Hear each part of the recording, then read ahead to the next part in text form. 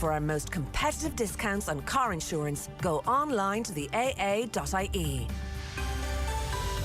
Generally dry and overcast tonight with just a few clearer breaks in the southwest. Lowest temperatures of 5 to 7 degrees. Now you're up to date on News Talk. The Newsround on Off the Ball. With Gillette. Put your best face forward with our new and improved razors. This is News Talk. And a very good evening to you. Thursday night's Off the Ball. Richie McCormick here with you right through until 10 p.m. and a packed show on the way for you. We'll reflect on day 3 at the Cheltenham Festival, where Rachel Blackmore's success just keeps on going. The Mare's Hurdle and the Ryanair Chase are now both tucked into her back pocket. And Gavin Cromwell's Flooring Porter surprised everybody to take the day's feature. The Stayers Hurdle will speak to the screen trainer and wrap up the day's action with John Duggan. That's coming up at around about 8:30. At 8 o'clock itself, Brian O'Driscoll is going to help us break down Ireland versus England, the final Six Nations encounter of this year. Plenty of changes from Andy Farrell. We'll dig into that momentarily in the news round as well. An Ireland squad to dig into as well, with Stephen Kenny preparing his troops for battle against both Serbia and Luxembourg later on in the month as we set out on this long and tortuous voyage towards Qatar 2020. Kevin Kilban is going to be with us on the football show to look through all that. And also, it is, I guess, for some, Christmas Eve in terms of footballing. It is the eve of the new League of Ireland season, and Stewie Byrne is going to be joining us on the football show as well tonight between 9 and 10 to look ahead to the new campaign, and if indeed there is any stopping Shamrock Rovers and what at all is going on at Dundalk. Plus, it being Thursday night, John Giles is going to join us at 7:30 to look back at the week's football, the sacking of Chris Wilder, which now already seems like a million years ago, and as well the North London Derby. And we've got live Europa League action to keep on top of tonight as well. Manchester United looking to see off AC Milan. Tottenham and Arsenal both just about getting the job done tonight against Dinamo Zagreb and Olympiacos. You can get in contact tonight. You can text us 53106 for 30 cents. You can also get in contact on Twitter at Off the Balls, where you get us there.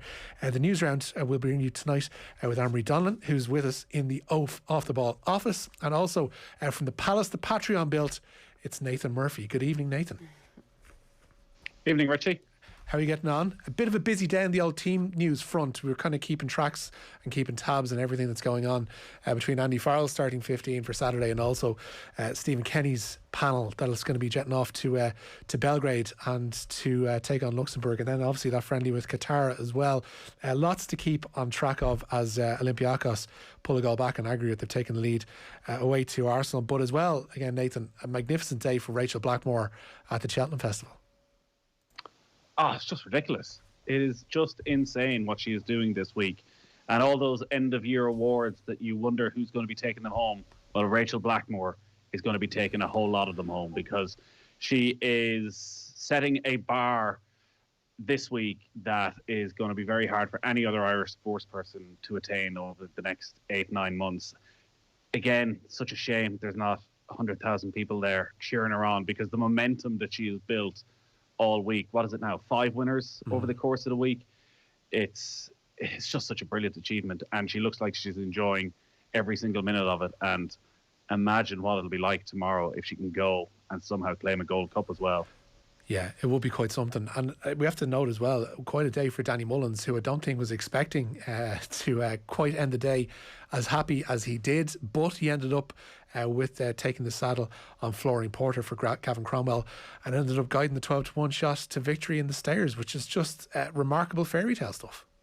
Is Flooring Porter, is that a term? I saw this earlier on. Part of the country. It was. I don't know if you're familiar with Moontor Ray Wingnut on Twitter earlier on. He was the one. He backed it earlier on just based on the name, and I presumed it was somebody who was laying into the points. Let's just say we're such a service available to you in this day and age. But it's a new one on me. But it does sound all the better when you say it in a Meath accent, which Gavin Cromwell can probably do for us a little bit later on the show. But Flooring Porter, a remarkable success and a brilliant success for Danny Mullins. Go on, Richie. You know you want to give us your best Meath accent. You're pretty much a Meath man. More or less, yeah. See, I can end up like my dad used to do, whereby when he was on the phone back to down home, it's like all the vowels start to get longer and you start to talk a little bit more like that, you know what I mean? But I won't, because that would be insulting to all and sundry as well. But lots going on. We'll kick into the news round, which as always is with thanks to Gillette. We don't just play the game, we change it. Gillette, made of what matters. Anne-Marie, we'll start off with Matters Cheltenham. Yeah, and Rachel Blackmore looks like she could well finish up leading rider at the Cheltenham Festival tomorrow, Richie. The Tipperary jockey got her 4th and 5th winner this afternoon, so she's 2 ahead. She guided the Willie Mullins trained Aloha to victory in the Reinhardt Chase, and then she was also winner in the Mares Novices Hurdle. That was with the Henry de Bromhead trained Tell Me Something girl. The Tipperary native couldn't quite find words to express the success afterwards. I don't even know myself, to be honest, and I wish I could give you something really good, but I'm genuinely just so overwhelmed by these last few days. You know, it's all about the horses you're getting on, and I just feel so lucky to be riding for the people I'm riding for. This has probably been touched on a few times already this week, Nathan, but it is brilliant. This is exactly the kind of story, I guess, that racing needed after the mess that we saw with Gordon Elliott in particular, and Videogate and all that kind of stuff. To have such a feel-good story coming out of Cheltenham, and such somebody who's just not at all willing to play themselves up. She's so mature. She's so, I guess she's really humble about what she's achieving this week. It's all natural as well. The way she conducts herself is so refreshing. Sorry to interrupt you there, Nathan. But like, fire ahead, Anne-Marie. Like when she rides these amazing winners, and she just wants to thank the trainers that have trusted in her, and she just wants to thank the horses. Like, she never ever bigs herself up. It's just so great to see. When was the last time we came across a cocky jockey, though? I was literally just thinking the exact same thing. Careful now, Richie. I was thinking the exact same thing. Have you ever heard a jockey after winning a big race gone, I'll tell you, that horse had nothing going for it. Thank God I was on board today. Yeah. Or else it wouldn't have had a hope in hell. It is a humble person's sport, because everybody else is willing to pass off the credit on someone else. So like, the jockey is going to pass off credit on the horse and on the trainer. The trainer is going to purely pass it off on the way the jockey and the horse guided themselves around the track. Nobody, like, it's almost the anti-version of a Mexican standoff, where nobody's willing to take the credit for anything that's happened out there. But clearly, it is an amalgamation of everything, and a confluence of factors that has led to these successes, and to Blackmore's in particular. But I'm trying to think of if anybody has any examples of cocky jockeys. Cocky jockey. Well, listen, if ever there is an off-the-ball horse, and please God, one day there might be, I think cocky jockey is the name that we're going to have to go for it, unless it's already been taken, of course. Please stop saying cocky jockey, Richie. What do you want me to say instead? Like, it's the best combination of words. Arrogant jockey, Mike. Arrogant. And Lester Piggott, could you count him as arrogant back in the day? Always struck me as a little bit more confident than most. It's in that post-race conversation, you never hear anybody take any credit for themselves. I'm sure off the course there's loads of jockeys who are cocky jockeys, Richie. Stop saying it, Nathan. We'll move on. As we mentioned, a fantastic success for Scream man Gavin Cromwell today, Anne-Marie. Yeah, the Gavin Cromwell trained 12-1 shot Florian Porter, as you mentioned earlier, won the feature race that was the Stayers Hurdle, guided home by Danny Mullins, marking his first ever win at the festival. And a bit of a fairy tale story, he only found out today that he'd ride the 6-year-old. Jonathan Moore was due to do so, but he didn't take the ride. Mullins said as much as he enjoyed it, he can't really take much credit for this one. I got the call up maybe an hour beforehand. In fairness, Jonathan Moore, he gave me every little bit of information he had about the horse. And, you know, the credit to him, you know, he knew he wasn't in good shape this morning and stood himself down. I'm really enjoying what I've got out of the day, but I'd say 2% of the success is down to me. 98% is Johnny, Gavin and all the team. Penny for Jonathan Moore's thoughts this evening, Nathan, because, you know, he had the chance to ride a winner. Gavin Cromwell, in the lead into the festival, was quietly confident. I'm not going to say he was, banking on Florian Porter to go and win the Stayers today, but, definitely thought that the horse is in with a chance. Jonathan Moore thinks he's going to get the ride on the horse, and suddenly finds himself unable, and watches from the distance as Danny Mullins goes and takes the victory. Yeah, I think that jockeys are usually quite pragmatic about this. They understand the way the game works, that sometimes it works out in your favour, and sometimes you have days like today where you're watching on and somebody else is taking, well, not the glory again, because the jockey only was 2% this time, Richie. Yeah. He said it was the hardest thing he ever did to make the decision. I'd imagine it would be. It's like, it's a big chance, and yeah. But in fairness, he was first over to him afterwards. You love to see it. That is what we would call on Twitter in terms of football a classy gesture. And hashtag nice touch. But I guess the big story from that race being, the failure of Envoy Allen, Emery. Yeah, Envoy Allen in the Grade 1 novice chase. It fell at the 4th, I believe. The 9-1 shot, Chantry House, was the winner there for Nikki Henderson. So Envoy Allen unbeaten before today.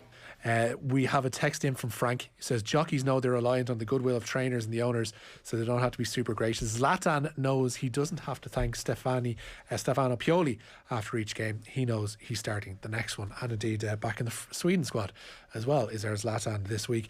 We have the Ireland team in, Anne-Marie, for Saturday's game with England, and plenty of changes. Andy Farrell. Yeah, Andy Farrell named his side that will face England in their final Six Nations game on Saturday. It's at the Aviva Stadium. 6 changes to the starting 15 that beat Scotland last weekend.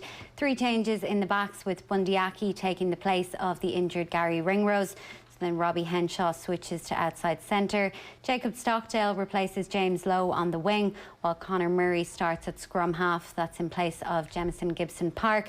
In the forwards, Dave Kilcoyne will start at loosehead in place of Cian Healy. James Ryan is unavailable, so Tadhg Burns switches to the second row. CJ Stander moves to blindside, and Jack Conan comes in to play number 8. Will Connors has a knee injury, meaning that Josh van der Fleer starts at open side. CJ Stander, obviously this will be his last game at the Aviva Stadium for Ireland, and head coach Andy Farrell was asked today if this adds an extra little layer of emotion. Well, I suppose if we need any more emotion to go into an England game, which is the last game of a competition, you know, we're in the wrong place anyway. But what we do want to do is enjoy the week for CJ, with CJ, and make sure that we put in a performance that he's happy to end his Ireland career on. We'll get to that in a moment. Dinamo Zagreb just pulled a goal back. They're taking the lead on the night just past the hour mark at home to Tottenham, and made it 2-1 to Spurs in aggregate. And the goal itself, an absolute gem, a curled right-footed effort from Orzic from just outside the box. We'll get a replay of it shortly, but the number 99 has brought Dinamo Zagreb, who are managerless because their manager, or former manager now, appears to be going to jail, are back in this Europa League tie just from the edge of the box. Curl past Hugo Lloris, who had no chance in the Spurs goal. Zagreb back in contention in that tie, as I mentioned. But Nathan, 6 changes from Andy Farrell. Some of them we kind of foresaw. Obviously Gary Ringrose was ruled out, James Ryan was ruled out. We kind of figured maybe that Conor Murray, for all his experience, would be brought in. There was a little bit of a school of thought, and our own Tommy Rooney was one of those people who put it out there earlier in the week, that CJ Stander shouldn't actually be involved in this Saturday's game. What do you make of it? Well, Andy Farrell said today that they knew now for 6 or 7 weeks about CJ Stander's decision. So they'd obviously decided at the start of this tournament they were going to go with him. In any other year, I would have said he shouldn't have played, but the importance financially this year, above all years, to the IRFU means that you have to go out and select your best 15. There is no long-term view here at all. They need every penny they can get right now. So I think it's understandable that they would play Stander. I still think it's very disappointing that he is leaving. 6 changes seems to be a bit more than everybody was expecting. Does it suggest that all the way through the Six Nations he's still not sure of what his best starting 15, or is he looking at England as a good barometer to throw some players in and say, can you step up? Because if you can deliver against England, I know I'll be able to trust you in the big games coming down the track. James Lowe dropping out, while most people were very critical of his performances, an awful lot of people felt he still should be given another chance. Really, though, it doesn't feel as though it's the names, it's the style that is still the big issue. Yeah. That it doesn't matter who's on there, it's being that bit more creative, starting to take a few more risks, that taking advantage of the situations you've created yourself at the breakdown with the turnovers, coming alive, having a bit of a spark, that all those things any player can bring to a game if either they're allowed or it's within the game plan. So I think that more than anything is what people want to see on Saturday. It doesn't necessarily matter who the 15 are. Johnny Murphy was of the opinion that Ireland aren't actually that far away, and it's something we'll touch on with Brian O'Driscoll after 8 o'clock in terms of that heads up kind of rugby that, you know, he pointed towards the Tyke Furlong and Twinkle Toes kind of stuff last week, whereby that almost gave us one of those instances whereby we were going to see heads up rugby, we were going to see the ball moving through hands, and we were going to see Ireland, I guess, playing in an exciting on the front foot kind of way. But you know, sometimes circumstances don't allow for that. It looks like, as you mentioned, Nathan, there, we're going to have to dig in and just try and get a result from this England game, because the financial aspect of it is so stark now that you need to eke out every few quid from this competition. You absolutely can. And those preparations for the 2023 Rugby World Cup, as much as we might like to think that we are building towards it and that you're building a squad and trying to put out a style of play that's going to get you through the group and going to get you through possibly a quarter final, the stark realities are we've got to make money, and for want of a better term, we've got to wash our own face with this thing this year. Well, I think that was always thrown out there around the Six Nations, and people sort of tut-tutted. Whereas now, it is 100% the truth. The IRFU, even with the CVC money, are in extreme financial difficulty, and it's real-life difficulty. People down to 4-day weeks, cutbacks within the organisation. So if every place is worth £500,000, you want to finish in the highest position possible. England is a totally different task to Scotland, because you can beat Scotland with a bad performance. I don't think you can beat England with a bad performance. If you beat Scotland and it's a 10-9 win, it will be celebrated. You will be looking at a huge amount of positives. So in terms of style and that conversation, I think when you're playing England, if you win, it covers over everything else that has gone on. Yeah, we'll get to that at 8 o'clock with Brian O'Driscoll, as I mentioned, streamed a little bit earlier on as well. But first, on 15th of March last year, 8,000 pubs across Ireland closed their doors. As we mark 1 year since pubs closed this week on Off the Ball, in association with Guinness, we're celebrating the people and the stories that make our nation's pub great as we look forward to their safe reopening. Tonight, we're giving away a €250 voucher to spend on a staycation or a pub lunch when things finally open up yet again. To you with a chance of winning tonight, just identify our mystery voice who's used to sinking pots rather than sinking pints, and he still really appreciates when bar staff pull the perfect pint. Yeah, they're very, very difficult. A lot of pressure on it. That almost sounds like Nathan. One more time. Yeah, they're very, very difficult. A lot of pressure on it. Yeah, text your name and your answer if you think you know who that is. Not a pure dub accent. There was a twinge to it that suggested Nathan at the start, and then it devolves into a Dublin accent. But if you think you know who it is, and it isn't Nathan, text your name and your answer to 53106 for 30 cents. We will announce the winner after the show. And it's all with thanks to Guinness raising the bar. Drink responsibly. Visit drinkaware.ie. Hey, Richie, just because the shoe's on the other foot doesn't mean that we can't have our Thursday night Golf Weekly mention. I know you're trying to get through an entire news round without an in-depth review of this week's Golf against Weekly. Us, Nathan. And still, Richie, we're 5-6 weeks into this, and I look all the time at the Patreon, at the subscribers, and I don't see your name there. But that's fine. I'm sure you'll join up just in time for the Masters. Get on to otbsports.com/Golf Weekly right now, Richie. $3.99 guaranteed podcast every single week, like there was today, where you'll be glad to know, Richie. I think it timed in at a cool 42 minutes on Rory McIlroy's post-round comments. Sorry, just on that section. Obviously, the whole just on that section. Obviously, the whole podcast was an hour and a half long. Is that why you're not here to in the office tonight? Is basically because you spent 42 minutes going on about Rory McIlroy's post-match comments and him trying to out-beef Bryson DeChambeau? I wouldn't say that Golf Weekly is going well with the move to Patreon, but I just couldn't be arsed coming into the office anymore. I am here, swigging champagne of a Thursday, enjoying my life. It's the future, Richie. Duly noted. Anne-Marie, we have an Ireland squad for these games in Serbia and Luxembourg. Yeah, and teenage goalkeeper Gavin Bazunu could be in line to make his Republic of Ireland debut next week. The Manchester City keeper, who's currently on loan at Rochdale, has been called up to the senior squad. That's for the first time ahead of those World Cup qualifiers. Manager Stephen Kenny has named 4 keepers in the squad. He is awaiting an update on Liverpool keeper Caoimhín Kelleher's fitness before the players report on Sunday. And he did suggest today that he will start him if he's fit. Yeah, I could see why people be concerned, the lack of experience. I think I understand that. I think Caoimhín has had obviously played 10 under-21 internationals for me, under me, and he was brilliant, did very well. I think he's played 5 games for Liverpool this year, 2 in the Champions League, so he's used to big games, and that won't be an issue for him. Mark Travers is definitely the next one in, and Mark is obviously played for Ireland already, made his debut and played some important games for Bournemouth and had a recent spell at Swindon. We've seen obviously the other Gavin do brilliantly he's a brilliant young prospect, and Kieran, who's been in the squad before. So that's where we are at the moment. They're the best goalkeepers that we have. Nathan, the complexion of this squad looked entirely different when it was named today because Aaron Connolly's name was in it, and suddenly there's a bit of hope and optimism that the Brighton striker could be fit despite Graham Potter last week revealing cracked ribs and that, he wouldn't be back in action until early April after the international break. With an Aaron Connolly in there, it suddenly kind of changes the way we look at this squad. Well, suddenly you're looking at a player who's playing on a semi-regular basis in the Premier League, being able to start in one of the attacking positions. And it did sound extremely positive. And it's so refreshing, actually, to see players so desperate to come in, even if maybe their club managers aren't happy about it. I'd imagine Michael O'Neill at Stoke isn't particularly pleased with James McLean rushing himself back to get fit for international duty. But McLean is travelling. He keeps putting it up on his Instagram. He is coming to the training session in Manchester on Sunday, whether they like it or not. So Connolly was a bit of a surprise. I was sat in on the press conference earlier. Caoimhín Kelleher, it still feels as though it's up in the air and probably be Liverpool's decision.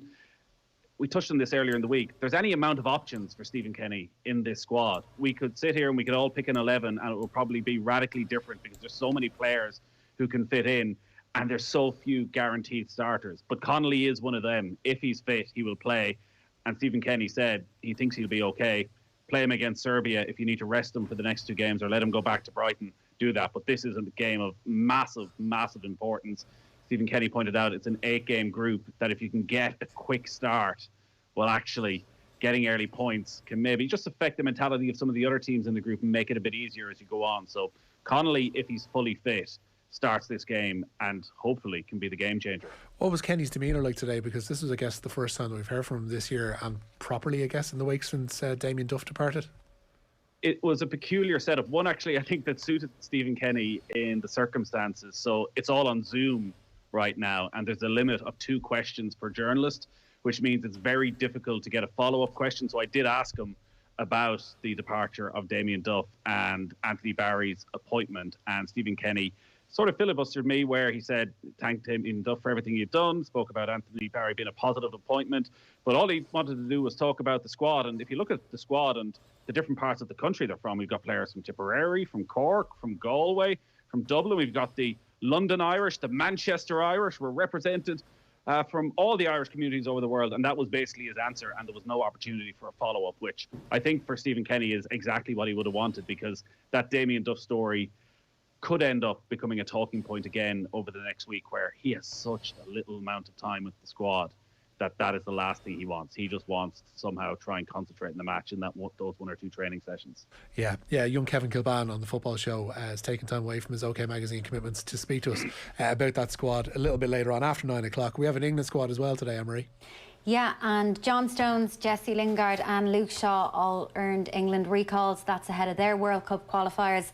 Liverpool fullback Trent Alexander-Arnold left out of those games against San Marino, Albania and Poland. He obviously has been a bit out of form recently, so he hasn't been recalled there. Yeah, and the latest from the Europa League. It's an interesting night for both Spurs and Arsenal. They're doing their best to make themselves a bit nervy in the last 15 minutes or so. Yeah, Dinamo Zagreb lead Spurs 1-0 there, but that is 2-1 on aggregate to Spurs. And then Olympiacos are 1-0 up against Arsenal. That's at the Emirates, but that's 3-2 on aggregate. In just under an hour at 8 o'clock, Manchester United, or half an hour, sorry, Manchester United face AC Milan. That's 1-1 after the first leg. And then Rangers and Slavia Prague at Ibrox. That's also 1-1. Yeah, Lucas Moura with a half chance there, just hitting the side netting. Gareth Bale has been sent on. Spurs seek an away goal that would really put this tie to bed, but still pretty nervy. We'll wrap with golf, Anne-Marie, just so Nathan can get another Golf Weekly plug in right at the end. Yeah, Nathan, when is the next Golf Weekly? Well, as you should know as well, Anne-Marie, name also absent. No freebies for off the ball staff, by the way. Just get on to otbsports.com/golf weekly, Anne-Marie, and you'll find out. But every Thursday, 2 hours of golfing goodness coming your way. Okay, and just a snippet. Shane Lowry shot an impressive 3 under par first round of 67 at the Honda Classic in Florida. That leaves him in a tie for 6th, 6 shots off the lead that's held by Australian Matt Jones. Padraig Harrington 1 over through 8. Graham McDowell way back on 9 over. That was after a nightmare first round of 79, 4 bogeys and 3 double bogeys. And subscribe for Golf Weekly and you can get more there. I have to say, Anne-Marie, Thursday after Thursday, the disdain that Richie McCormick gives to Golf Weekly, you have somehow managed to surpass it. He's just jealous that he wasn't invited. That is true. How do I get into this sweet Patreon cash? That's what I want to know. We've had a couple of suggestions. We've had a couple of good suggestions, actually, in terms of the cocky jockeys on 53106. Damien in Wexford, our own Stephen Doyle as well gave us a shout with this one too. Would you consider Frankie Dettori? Yeah, I was going to say Frankie Dettori. Yeah, I think Frankie Dettori would be a good one. That's who springs to mind for me. And also Michael and Kerry and Francis in Galway shedding some light on the name Flooring Porter. The owners of Flooring Porter are a syndicate of publicans and a flooring company. A great name, says Michael. And lads, one owner has a flooring company, the other two own pubs. True story. Heard it later on the station. Fantastic stuff, says Francis. Thank you for all of those. We'll be reflecting on day 3 at Cheltenham with the jubilant Gavin Cromwell and possibly the equally jubilant John Duggan and his hat after 8:30. Brian O'Driscoll looking ahead to Ireland versus England between 8 and 8:30. Then the football show at 9. Kevin Kilban and Stewie Byrne looking ahead to the Ireland qualifiers with that squad name today and to the new League of Ireland season. And up next, John Giles. The News Round on Off the Ball. With Gillette, we don't just play the game, we change it. Gillette, made of what matters. Get ready for the Cheltenham Festival with the Boyle Sports app, with markets available on every festival race, plus free live streaming on all UK and Irish horse races. The Boyle Sports app has got you covered. Need to study up? Check out our Racing Post insights or watch our exclusive video previews with Cheltenham Gold Cup winning